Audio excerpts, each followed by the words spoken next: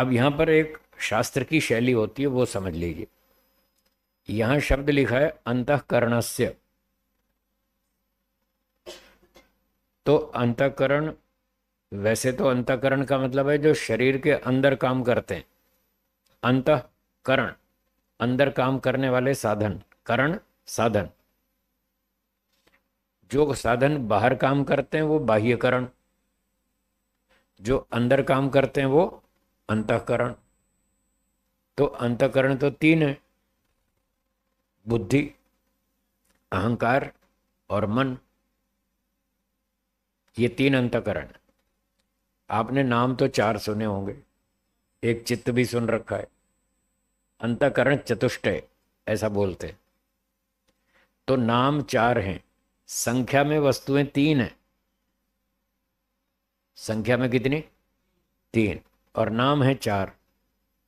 एक वस्तु के दो नाम हैं। वो वस्तु है मन। मन एक तो नाम है उसका मन, और दूसरा नाम है चित्त। चित्त और मन ये दो नाम एक ही वस्तु के हैं। तो यहां दो नाम एक वस्तु के, और अहंकार दूसरी वस्तु, और बुद्धि तीसरी। तीन वस्तु हो गई। अंतःकरण तीन है। अब सूत्र में कह रहे हैं तेन अंतःकरणस्य, अहंकार से अंतःकरण का अनुमान कर लो। अब यहां लोगों को शास्त्र परंपरा समझ में नहीं आती, फिर वो झगड़ा करते हैं, फेसबुक पे खूब लड़ाई करते हैं। बात को आता नहीं समझना खाम खा उल्टा सीधा बोलते रहते हैं। तो कोई यहां पे आरोप लगाएगा साहब अंतःकरण तो तीन है, अंतःकरण तो तीन है। तो यहां तो हम उस क्रम से चल रहे हैं, तो अहंकार से तो तीन का तो अनुमान नहीं होगा, उससे तो केवल एक का होगा, बुद्धि का होगा। क्योंकि उसका कारण तो महतत्व है, बुद्धि है, तीन तो है नहीं। फिर यहां अंतःकरण क्यों लिखा है? ऐसा लोग आरोप लगाते हैं बात को समझे बिना। तो यहां टेक्निकल बात है समझने की। जो बात कही गई वो सत्य है या नहीं? हाँ, क्या बोला, दोहराइए। हाँ, जो बात कही गई वो सत्य है या नहीं है, ये देखना। ये कहा कि तेन अंतःकरणस्य, अहंकार से अंतःकरण की जानकारी कर लो अनुमान लगा के। अब यहाँ अंतःकरण तीन में से एक अंतःकरण है बुद्धि, और ये बात बुद्धि पे लागू हो रही है कि अहंकार का जो कारण है, उपादान कारण है, वो बुद्धि है। तो अब देखना ये है क्या बुद्धि जो है वो अंतःकरण है या नहीं है ना? तो फिर ठीक कहा उसने, गलत क्या कहा? अंतःकरण का अनुमान होता है, और अंतःकरण में एक बुद्धि भी है। यहाँ प्रसंगानुसार तीन में से एक अर्थ ग्रहण करेंगे, केवल बुद्धि, दो को छोड़ देंगे क्योंकि वो लागू नहीं होता। अर्थ करते समय बहुत बुद्धिमत्ता चाहिए। बहुत सारे नियम होते हैं, उन नियमों से अर्थ किया जाता है। अब वो सारे नियम जिसको नहीं पता वो मार खाएगा, फिर वो 54 में से गलती करेगा जो न्याय दर्शन में 54 गलतियां बताई थी, उसमें से कहीं ना कहीं गलती करेगा वो।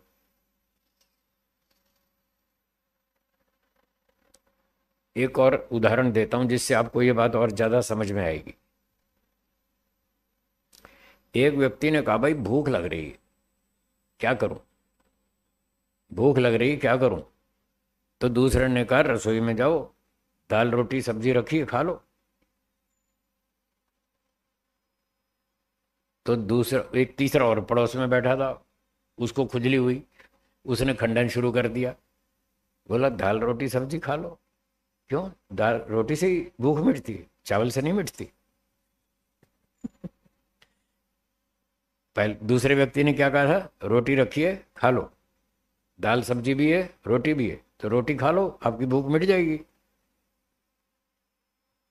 तो तीसरा जो पड़ोस में बैठा था उसने खंडन शुरू कर दिया खाम खा। बोला क्यों, चावल से भूख नहीं मिटती है? अब इसका खंडन सही है या गलत है? गलत है ना? ये जो इसने खंडन किया ये गलत किया। इसने ये कब कहा था कि केवल रोटी से भूख मिटती है? ये कब कहा था? जब तक वो ये वाक्य ना बोले कि केवल रोटी से ही भूख मिटती है, तब बोलो कि चावल से भी तो मिटती है, तब उसकी बात में दोष आ रहेगा। पर जब उसने ये तो कहा ही नहीं कि सिर्फ रोटी से भूख मिटती है, उसने तो भूख मिटाने के कई साधन है, उनमें से एक का नाम लिया, रोटी, कि जाओ रोटी खा लो, रोटी रखी है रसोई में, रोटी खा लो, भूख मिट जाएगी। तो इसमें कोई आपत्ति नहीं है, कोई दोष नहीं है, क्योंकि ये बात सत्य है, उस पर लागू होती है। जब वो ये सीमा बांध दे केवल रोटी से ही भूख मिटती है, तब दोष आएगा। तब बोल सकते हैं कि चावल से भी मिटती है, आपका हेतु अधूरा है, कथन आपका अधूरा है। आई बात पकड़ में।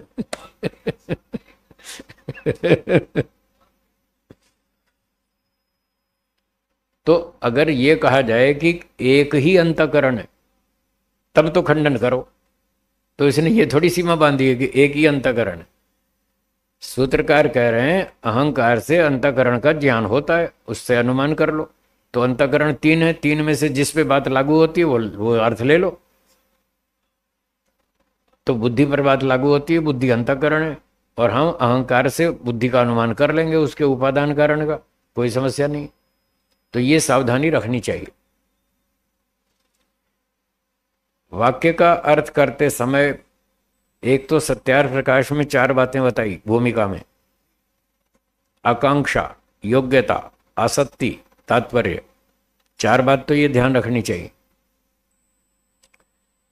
और वाक्यार्थ करते समय मीमांसा दर्शन, उसमें करीब करीब 1000 कानून बताए हैं, 1000। वो सारे कानून दिमाग में होने चाहिए, तब जाके वाक्य का अर्थ ठीक होता है। हाँ, तब वो ठीक समझ पाएगा कि मैं कहीं गलती तो नहीं कर रहा। इतना मजाक थोड़ी है शास्त्र का अर्थ करना। अभी व्याकरण शास्त्र अलग है, वो तो मैंने बात ही नहीं छेड़ी। ग्रामर, व्याकरण शास्त्र में किस शब्द का किस धातु का क्या अर्थ है, वो एक अलग लंबा चौड़ा विषय है, वो भी जानकारी होनी चाहिए। मीमांसा दर्शन की जानकारी होनी चाहिए, वहां पर वो उल्टे उल्टे अर्थ करते हैं लोग। और ये वक्ता के अभिप्राय आदि जो वो चार बातें हैं, वो जानकारी होनी चाहिए। तब जाके व्यक्ति वक्ता के अभिप्राय को ठीक ठीक समझता है। अब लोग इतनी पढ़ाई करते नहीं, इतना चिंतन करते नहीं, इतना अभ्यास करते नहीं, बस उल जलूल खंडन करते जाते हैं। अभी पिछले दिनों फेसबुक पे चलता था ना हमारा झगड़ा रगड़ा। ऐसे अनाड़ी लोग खंडन किए जा रहे हैं, बिना बात के, बिना सिर पैर के, शास्त्र का उनको पता नहीं। एक नमूना बताता हूं मीमांसा दर्शन का, उससे आपको पता चलेगा कि वाक्यार्थ करते समय कितनी सावधानी रखनी पड़ती है। एक घटना सुनाता हूं, एक समय की घटना थी। एक व्यक्ति ने शनिवार रात को दही जमाई, ठंड के दिन थे, दिसंबर जनवरी का महीना, और मान लो उत्तर भारत का स्थान है, यहाँ तो ठंड कम पड़ती है, वहाँ अच्छी पड़ती है दिल्ली की तरफ, दिल्ली पंजाब हरियाणा। तो मान लीजिए दिसंबर जनवरी का महीना है, ठंड का मौसम है, शनिवार की रात है, उसने रात को दही जमाई, ये सोचकर कि कल संडे है, छुट्टी है, अपना कढ़ी बना के खाएंगे, इसलिए दही जमाई। अब ठंड ज़्यादा थी, सुबह उठकर देखा तो दही जमी नहीं, थोड़ी कच्ची थी, उसको और थोड़ी गर्मी चाहिए तब जाके पकेगी। तो फिर उसने सोचा भाई इसको धूप में रख देते हैं दही को, थोड़ा गर्मी लगेगी तो 2-1 घंटे में पक जाएगी, सही हो जाएगी। तो 9 बजे उसने छत पर दही रख दी, और फिर सोचा भाई यहाँ छत पे रखी है तो कौवा आएगा, वो दही खाएगा, हमारी दही खराब कर देगा, और मुझे बाजार जाना है बेसन लाना है, बेसन भी खत्म है। तो उसने अपने बेटे से कहा, 8-9 साल का, 10 साल का बच्चा था, 10 साल के बच्चे को बोला, बेटा तुम यहाँ बैठो और ज़रा कौवे का ध्यान रखना, कौवा दही ना खा जाए, मैं अभी ज़रा बेसन लेके आता हूँ। क्या बोला? कौवे का ध्यान रखना, वो दही ना खा जाए, और मैं अभी बेसन लेके आता हूँ बाजार से। तो वो बच्चे को बिठा गया, बच्चे ने कहा ठीक है पिताजी, मैं कौवे को बिल्कुल नहीं खाने दूंगा। और वो चला गया बाजार, बेसन लेकर आया तो देखा, अरे दही कहाँ गई? तो दही पूछा पिताजी ने, अरे दही कहाँ गई? दही तो खा लिए, बर्तन तो खा लिए। बोला दही तो बिल्ली खा गई। है। पीछे से बिल्ली आई, बिल्ली दही खा गई। तो पिताजी ने कहा बेटा मैंने तुम्हें कहा तो था कि दही की रक्षा करना। तो बच्चे ने कहा आपने तो पिताजी ये कहा था कौवे से रक्षा करना, बिल्ली से रक्षा करना ये कब कहा था? आपने तो कहा था कौवे से रक्षा करना। कौवा आया मैंने उड़ा दिया कौवे को। कौवा दोबारा आया मैंने फिर उड़ा दिया। तीसरी बार आया फिर उड़ा दिया। 3 बार कौवा आया मैंने 3 बार उड़ा दिया। आपने जो कहा मैंने पूरा किया। फिर जब बिल्ली आई तो वो खा गई। तो मैं बिल्ली को क्यों रोकता? आपने कब कहा था कि बिल्ली को रोकना? तो बच्चे का जवाब ठीक है या गलत है? गलत है ना। उसने अपने पिताजी का वाक्य ठीक से नहीं समझा। पिताजी का यह तात्पर्य था कि कौवे से तो दही को बचाना और बिल्ली को खिला देना, क्या ये मतलब था? नहीं था ना। उसने गलत समझा। ऐसा ये एक कानून है, वाक्यार्थ को समझने के लिए एक कानून है। इस कानून में क्या संदेश है कि जब यह कहा जाए कि कौवे से दही को बचाना, तो इसका अर्थ केवल कौवे तक सीमित नहीं है। कौवे से बचाना, कुत्ते से बचाना, बिल्ली से बचाना है, और जो भी प्राणी इसको खराब करे सबसे बचाना। कौवा तो केवल एक उदाहरण मात्र है। बात पकड़ में आई ना? तो ये व्यवहार की बात है, आपको भी रोज काम आती है, तो आपने अच्छी तरह समझ ली। कौवे से दही की रक्षा करना इसका मतलब केवल कौवे से नहीं है। कौवा तो एक एग्जाम्पल है।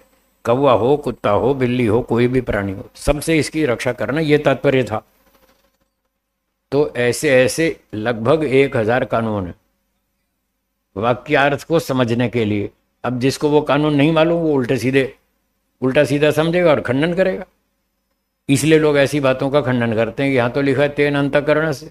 अंतःकरण तो 3 है और 3 का तो अनुमान हो ही नहीं रहा। यहाँ तो 1 का हो रहा है, फिर अंतःकरण क्यों लिखा है? यदि वो अंतःकरण ना हो तब तो आपत्ति उठाओ कि ये क्यों लिखा है, वो अंतःकरण तो है ही नहीं। जबकि वो अंतःकरण है तो ठीक है, सही है। तो इस तरह से वाक्यार्थ को समझना पड़ता है, वक्ता के तात्पर्य को समझना पड़ता है, तब जाके शास्त्र का अर्थ ठीक समझ में आता है। तो जो इस तरह गुरु शिष्य परंपरा से नहीं पढ़ते अथवा गलत सिद्धांत बना लेते हैं और फिर अपने मनमाने अर्थ निकालते हैं, वो भटकते हैं और दुनिया को भटकाते हैं। इसी वजह से दुनिया में सैकड़ों संप्रदाय चल रहे हैं।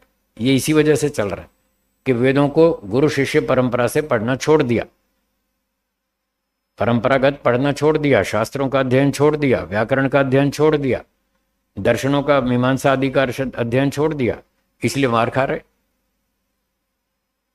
तो ये थोड़ी प्रासंगिक बात थी, मैंने सुना दी। बोलिए। हाँ, कपिल मुनि। हाँ हाँ, पता था। आप सीए का सिलेबस सरल बना दो, बना देंगे हैं? क्यों, अब क्या हुआ? तो मैं भी आरोप लगाऊंगा सीए का सिलेबस इतना हैवी क्यों बनाया।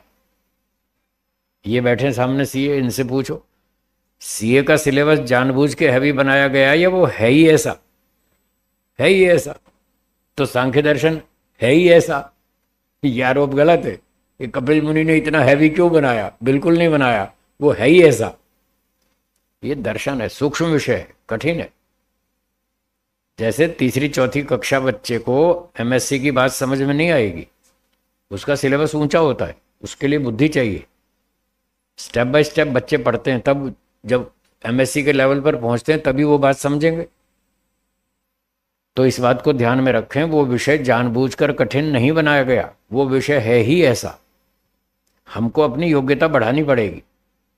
तीसरी चौथी से 5वीं 6वीं 7वीं 8वीं 9वीं 10वीं पढ़ते जाओ, योग्यता बढ़ती जाएगी, आईक्यू बढ़ता जाएगा, तब जाके ग्रेजुएशन पोस्ट ग्रेजुएशन की बात भी समझ में आएगी। तो ये तो कॉलेज के सब्जेक्ट हैं, फिलोसफी, दर्शन शास्त्र। तो इस प्रकार से जानना चाहिए। हाँ जी, बोलिए। हम्म। हाँ जी। हम्म। हम्म। हाँ जी, हाँ जी। शब्द शब्द एक अलग चीज है। शब्द का एक शास्त्र है, उसको बोलते हैं व्याकरण। क्या बोलते हैं? व्याकरण का नाम है शब्द शास्त्र, उसका टेक्निकल नाम है शब्द शास्त्र। वो शब्दों की व्याख्या करता है, शब्द कैसे बना। गच्छति फॉर एग्जाम्पल, उदाहरण है, गच्छति एक शब्द है संस्कृत में। अब ये कैसे बना गच्छति? गच्छति, गच्छतः, गच्छन्ति, गच्छसि, गच्छथः, गच्छथ, गच्छामि, गच्छावः, गच्छामः, ये जो रूप चलते हैं ना, तो ये कैसे बना, इसकी व्याख्या करेगा शब्द शास्त्र, व्याकरण। वो बताएगा गम धातु है। गच्छति में धातु कौन सी? गम। धातु मतलब वर्ब, जैसे आप अंग्रेजी पढ़ते हैं उसमें वर्ब्स होती, गो, ईट, ड्रिंक, ये वर्ब्स हैं। फिर उसके रूप बनते हैं, गो, वेंट, गॉन, ईट, एट, ईटन, इस तरह से उसके अपने रूप चलते हैं। तो ऐसे ही संस्कृत व्याकरण में गम धातु है, उसका लट लकार है वर्तमान का, प्रथम पुरुष, एक वचन, गच्छति। तो ये सारे शब्दों को समझना हो, कौन सा शब्द क्रिया शब्द है, कौन सा शब्द संज्ञा शब्द है, नाउन है, प्रोनाउन है, वर्ब है, क्या है, ये शब्दों को समझने के लिए बड़ा शास्त्र है जिसका नाम है व्याकरण शास्त्र। ये तो शब्दों को समझने के लिए। फिर अर्थ, उसको अर्थ को समझने के लिए व्याकरण के अंदर एक सेक्शन है जो अर्थ को बताता है, वो भी व्याकरण में ही आता है, शब्दों के अर्थ समझना। अब अर्थ का मतलब, इसके बहुत सारे मीनिंग है, अर्थ के मतलब भी बहुत सारे मीनिंग है। एक तो होता है जैसे हम बोलते हैं भाई हवा, हवा का मतलब क्या? वायु। हवा, वायु, पवन, समीर, तो ये हवा का अर्थ है वायु, ऐसे हम बोलते हैं। तो ये जो अर्थ है ये वास्तव में उसका शब्दांतर है। हाँ, एक शब्द के साथ इक्विवेलेंट दूसरा शब्द रख दिया, हवा के इक्विवेलेंट रख दिया वायु, पवन कह दिया। तो ये हम कह तो रहे हैं ये हवा का अर्थ है, वास्तव में वो शब्दांतर है। व्याकरण की भाषा में वो अर्थ है, दर्शन की भाषा में ये अर्थ नहीं है ना। दर्शन में अर्थ का मतलब कुछ और है। हाँ, जैसे गौ का उदाहरण है, योग दर्शन में आता है ना। तो वहां दर्शन शास्त्र में अर्थ का मतलब होता है वस्तु, जिस वस्तु के लिए वो शब्द का प्रयोग किया गया। जैसे उदाहरण के लिए ये क्या है? पेन। मैं मुंह से बोलता हूं पेन, ये शब्द है। जो मैंने मुंह से बोला ये क्या है? ये शब्द है। और ये वस्तु जिससे लिखते हैं हम, ये अर्थ है। ये है अर्थ। अर्थ मतलब वस्तु, जिस वस्तु के लिए हमने पेन शब्द का इस्तेमाल किया, पेन का प्रयोग किया इस वस्तु के लिए। माइक्रोफोन, ये शब्द है, ये अर्थ है। इसके लिए हमने माइक्रोफोन शब्द बोला। पुस्तक, मुंह से बोला, ये शब्द है, उसका अर्थ ये है। ये सामने जो रखी है किताब, जिसको हम खोल के पढ़ते हैं, वो अर्थ है। तो ईश्वर, मुंह से बोला, ये शब्द है, और जो सारी सृष्टि को बनाता है वो अर्थ है। हाँ, वो पदार्थ जिसके लिए मैंने ईश्वर शब्द का प्रयोग किया, जिस तत्व के लिए प्रयोग किया, वो है अर्थ। ठीक है, चलो, ये प्रासंगिक प्रश्न था, उत्तर दे दिया मैंने। तो ये लंबी चौड़ी बातें हैं, व्याकरण शास्त्र को पढ़ना पड़ता है। उसके बाद फिर वेदों के लिए एक और शास्त्र है स्पेशल, निरुक्त, उसको पढ़ना पड़ता है। फिर निरुक्त में बहुत सारी बातें आती हैं वैदिक शब्दों को समझने के लिए, उस पर कुछ खास नियम लागू होते हैं। तो व्याकरण को पढ़ना, निरुक्त को पढ़ना, फिर छह दर्शन को पढ़ना, फिर वक्ता के तात्पर्य को समझना, बहुत बुद्धि लगाना, इतने हजारों नियम लागू होते हैं, तब जाके शास्त्र समझ में आता है, ऐसे नहीं आता। तो अनाड़ी लोग जो इन चीजों को नहीं जानते, वो ऐसे ही खंडन शुरू कर देते। खंडन करना चाहिए, मैं खंडन का विरोधी नहीं हूं, पर खंडन तमीज से करना चाहिए, ढंग से करना चाहिए। आप जिस गलती को बताना चाहते हैं, गलती तो बताओ, गलती तो बताई नहीं आपने, छल का प्रयोग कर रहे। आप गलती बताने का अधिकार आपको तब मिलता है जब आपको वो न्याय दर्शन में बताई 54 गलती मालूम हो। आपके दिमाग में होनी चाहिए सारी 54 गलतियां। 3 प्रकार का छल, बोलिए। 5 प्रकार का हेत्वाभास, 24 प्रकार की चालाकी, 22 प्रकार के निग्रह स्थान। ये 54 प्रकार की गलतियां आपके दिमाग में होनी चाहिए। और जब सामने वाला व्यक्ति 54 में से कोई एक गलती करे, तब बोलो कि आपने 54 में से इस जाति का प्रयोग किया। बताना पड़ेगा ये गलती की। ऐसे ही कुछ भी बोल देना ये खंडन नहीं होता, ये तो पागलपन और मूर्खता की बात। तो जिसको ये 54 गलतियां मालूम है उसको अधिकार है खंडन करने का, और उसको बताना पड़ेगा कि आपने 54 में से ये गलती की है। फिर वो सामने वाला भी जानता होगा। अगर वो नहीं जानता तो वो समझ नहीं पाएगा कि क्या गलती बताई। उसको भी 54 गलती मालूम होनी चाहिए, तब तो समझेगा ना। जिसने कॉमर्स पढ़ी है और वो अकाउंट्स बनाता है, आप कहोगे यहाँ ट्रायल बैलेंस में आपने ये गलती की, तो उसको ट्रायल बैलेंस तो पता होना चाहिए ना कि ट्रायल बैलेंस क्या होता है और कहाँ मैंने कहाँ गलती की, क्या गलती की, कहाँ एंट्री गलत की, वो तो पता तो होना चाहिए, तभी तो समझ आएगी। तो उसको कैश बुक का पता होना चाहिए, लेजर का पता होना चाहिए, ट्रायल बैलेंस का पता होना चाहिए, बैलेंस शीट का पता होना चाहिए, तब आप गलती बताएंगे तो समझ में आएगी कि हाँ साहब ये गलती की। अब कॉमर्स पढ़ी नहीं, ना ट्रायल बैलेंस का पता, ना लेजर का पता है, ना जर्नल एंट्री का पता, ना कैश बुक का पता, ना बैलेंस शीट का, और आप बताते रहो, उसके पल्ले नहीं पड़ेगा क्या गलती बता रहे। तो जो भी लोग बातचीत करते हैं, सावधान, ध्यान से सुनना। जो भी लोग बातचीत करते हैं उनको 54 गलतियों का पता होना चाहिए।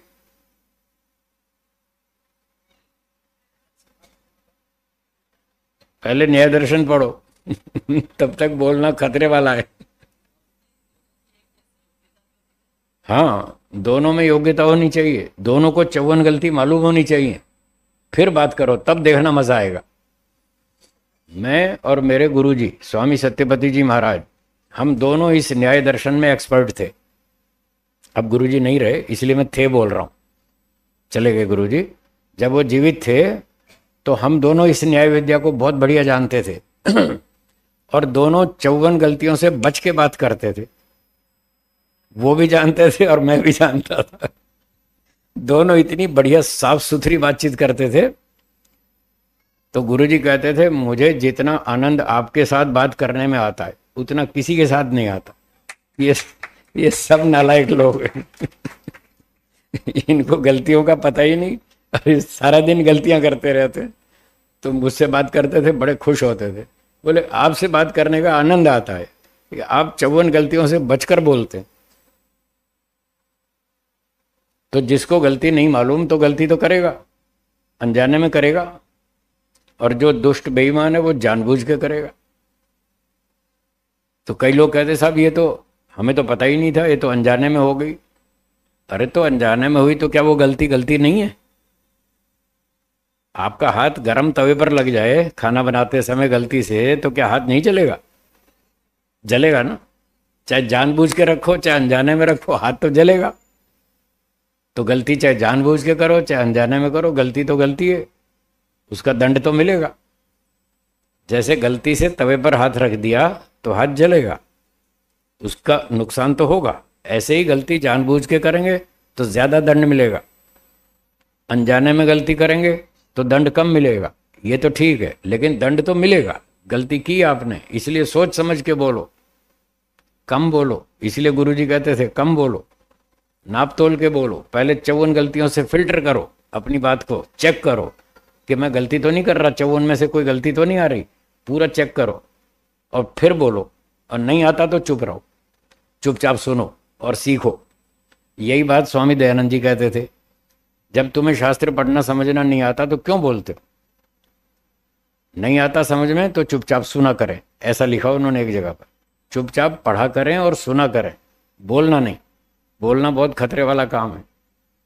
एक वो कहावत आपने सुनी होगी, बंद मुट्ठी तो लाख की, और खुल गई तो। हाँ, तो जब तक आपका मुंह बंद रहेगा ना, तब तक आपकी कीमत ₹1,00,000 है।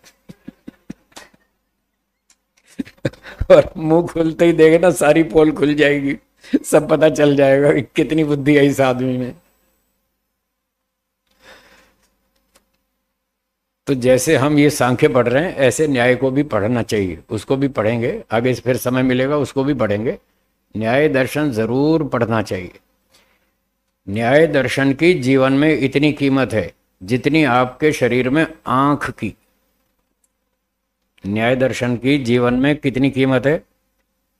जितनी आपके शरीर में आंख की कीमत। समझते हैं आप? एक दिन 2 घंटे आंख पे पट्टी बांध लो, पता चल जाएगा आंख की कीमत क्या है। 2 घंटे सिर्फ आंख पे पट्टी बांध के सारे काम करो, तो पता चल जाएगा आंख की कितनी कितनी कीमत है, इसकी कितना मूल्य है। तो न्याय दर्शन हमारे जीवन में आंख का काम करता है, और योग दर्शन पैर का काम करता है। तो जो न्याय नहीं जानता वो सूरदास है, जगह जगह ठोकर खाएगा, ये 54 गड्ढे में गिरेगा, कहीं ना कहीं गिरेगा। तो सारा दिन लोग गलतियां करते रहते हैं, क्योंकि वो न्याय पढ़ते नहीं, उनको पता नहीं कि कहाँ कहाँ गलती हो रही है। और मैं जानता हूँ वो सारी गलतियां, तो मैं लोगों की बातें सुनता रहता हूँ और अपने मन में हंसता रहता हूँ, क्योंकि मुझे तो पता चलता है ना कहाँ गलती कर रही है। मुझे तो पता चलता है किसने कहाँ गलती की, कहाँ छल का प्रयोग किया, कहाँ जाति चालाकी की, कहाँ गलत सलत उत्तर दिया। एक बहुत कॉमन गलती है, जब दो व्यक्ति बात करते हैं तो हर एक में ईगो तो होती है, अपमान सहना तो कोई चाहता नहीं। जब बात करते हैं तो एक की बात कट गई, जब कट गई तो उसको हर्ट होता है अंदर से, है कष्ट होता है कि मेरी बात तो कट गई, मैं तो हार गया। अब ये उसको सहन नहीं होता, वो हार स्वीकार नहीं करना चाहता और फिर घोटाला करता है। जैसे ही बात कटेगी टॉपिक बदल देगा। ये सबसे कॉमन गलती है जो बहुत लोग करते हैं, लगभग सारे ही करते हैं। कोई जानबूझ के करते हैं, कोई अनजाने में करते हैं, वो टॉपिक बदलते हैं। अगर दो व्यक्ति न्याय दर्शन जानते हो, 54 गलतियां जैसे मैं और मेरे गुरुजी जानते थे, तो हम बढ़िया फर्स्ट क्लास बात करते थे और 5 मिनट में फैसला हो जाता था कौन सी चीज कैसी है। सत्य का निर्णय करने में देर नहीं लगती, पर उसकी योग्यता तो होनी चाहिए ना सत्य की खोज करने की। पता तो हो कि हाँ इस तरह की गलती है, तो हमें उससे बच के बोलना है, तो 5 मिनट में सच्चाई का निर्णय हो जाएगा।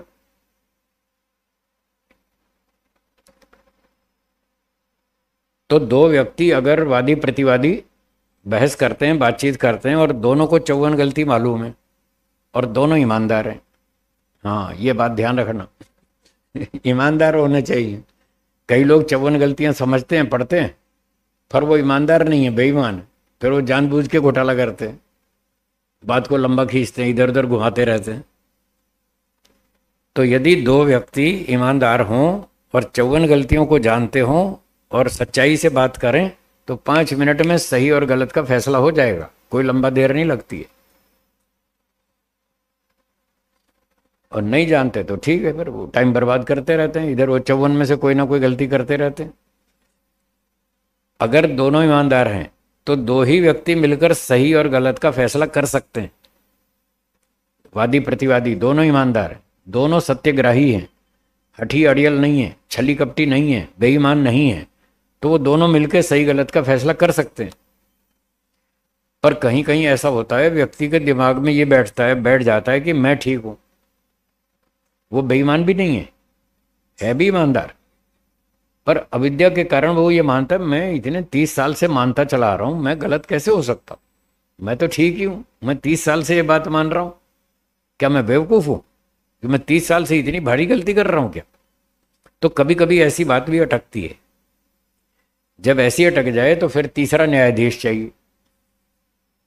दो व्यक्ति वादी प्रतिवादी अटक गए किसी बात पर, भले ही वो ईमानदार हैं, फिर भी कभी जब अटक जाते हैं तो फिर उनका निर्णय करने के लिए तीसरा व्यक्ति चाहिए जो दोनों की बात सुनेगा।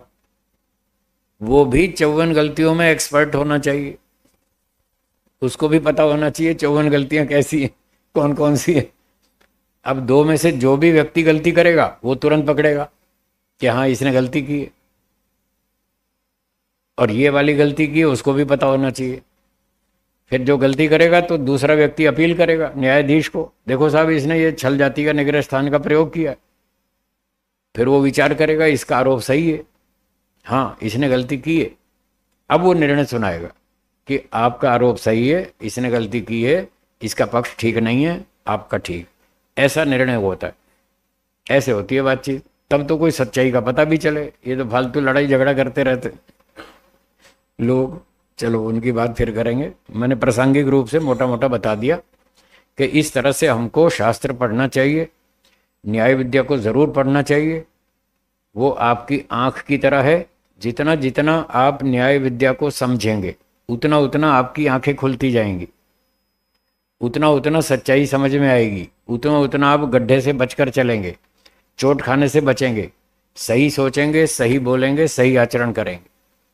इसके बिना ये ठीक ठाक आचरण नहीं होने वाला। और जब तक हमारा आचरण ठीक नहीं है, भाषा ठीक नहीं है, तब तक योग की ऊंची समाधि में नहीं जा सकते। योग समाधि तो बाद की बात है, पहले न्याय विद्या चाहिए, सही गलत का पता तो हो, यम नियम का पालन करना है कि नहीं। तो यम नियम में दूसरा नंबर पे क्या है? पहला अहिंसा, दूसरा सत्य। तो सत्य के बिना ऊपर कैसे जाएंगे? और सत्य की खोज के लिए 54 गलती मालूम होनी चाहिए। तो पहले न्याय पढ़ना पड़ेगा, फिर योग का नंबर आएगा। पहले आंख चाहिए, फिर पांव चाहिए। पहले आंख से रास्ता देखते हैं, फिर हम पांव से चलते हैं, या पहले पांव से चलते हैं बाद में रास्ता देखते हैं? पहले आंख की जरूरत है, रास्ता तो देखो कहाँ चलना है, गड्ढे से बच के चलो, पहले रास्ता देखो फिर पांव से चलो। तो पहले न्याय विद्या सीखो, फिर योग विद्या सीखो, तो आप ठीक जगह पहुंचेंगे। एक व्यक्ति की आंख तो ठीक है पर पांव ठीक नहीं है, लंगड़ा है, वो अपने लक्ष्य पर पहुंच जाएगा? नहीं पहुंच पाएगा। एक व्यक्ति के पांव तो ठीक है पर सूरदास है, वो चल तो सकता है पर उसको रास्ता नहीं दिखता, वो भी मार खाएगा। तो दोनों अधूरे हैं। आंख भी ठीक होनी चाहिए, पांव भी ठीक होना चाहिए, दोनों ठीक होने चाहिए, तब दौड़कर आदमी पहुंचेगा ठीक जगह पर, अपने लक्ष्य पर। तो न्याय भी होना चाहिए, योग भी होना चाहिए, दोनों साथ में, वो व्यक्ति सफल होगा। ठीक है ना? योग और सांख्य, हाँ योग और सांख्य ये समान शास्त्र है। न्याय और वैशेषिक वो दो समान शास्त्र हैं। वो भी कठिन है, टेढ़ा मेढ़ा है। कठिन तो न्याय भी है, वो भी सरल नहीं है। हाँ फिर भी कोई बात नहीं, ये सीए का कोर्स भी तो कठिन है ना, तो इन्होंने किया या नहीं? हाँ, बहानेबाजी नहीं की साहब, सीए का कोर्स कठिन है, कैसे होगा? बस करना है तो करना है, लगाओ ताकत, हो जाएगा। एमटेक करना सरल है, कठिन है। एमबीए करना, एमटेक करना, सीए करना, एमडी करना, एमएस करना, एमसीएच करना, ये बड़ी बड़ी डिग्रियां हैं, सब कठिन है। पर करने वाले करते हैं, बहानेबाजी नहीं करते, वर्षों तक मेहनत करते हैं, घर छोड़ छोड़ के 5-5 साल हॉस्टल में रहते हैं, तब जाके डॉक्टर बनते हैं, फिर उसके बाद और 5 साल लगाते हैं, इतनी मेहनत करते हैं तब जाके डॉक्टर बनते हैं। मजाक नहीं है डॉक्टर बनना। तो जैसे डॉक्टर बनना कठिन कार्य है, सीए करना कठिन कार्य है, ऐसे ही ये दार्शनिक बनना, विद्वान बनना, योगी बनना, ये उससे ज्यादा कठिन है, सीए करने से ज्यादा कठिन है। हाँ, सीए वाला व्यक्ति, एमटेक करने वाला व्यक्ति, साइंटिस्ट बनने वाला व्यक्ति अपने मन में ये आशा रखता है कि मैं मेडल लूंगा, मुझे सम्मान मिलेगा, मुझे धन मिलेगा, मेरी प्रसिद्धि होगी।